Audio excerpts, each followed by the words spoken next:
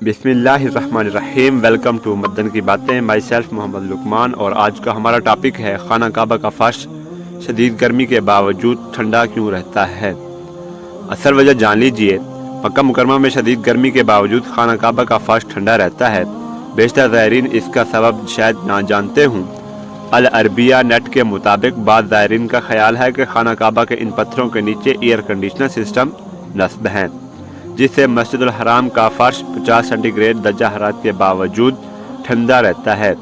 یہ بات درست نہیں ہے۔ سعودی عرب کے شاہ خالد بن عبدالعزیز نے تقریباً 48 برس قبل 1396 میں مسجد الحرام کی تعمیر و توسیع کے کام کی تکمیل کا حکم جاری کیا تھا۔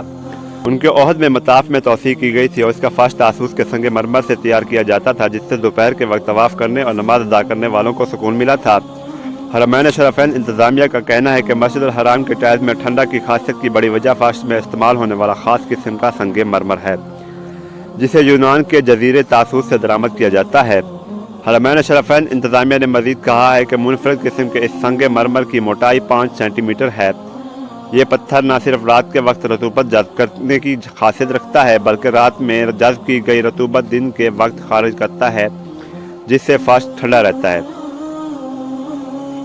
یاد رہے کہ سعودی عرب کے کئی عشروں سے یونانی جزیرے تاسوس سے سنگ مرمر درآمد کر رہا ہے۔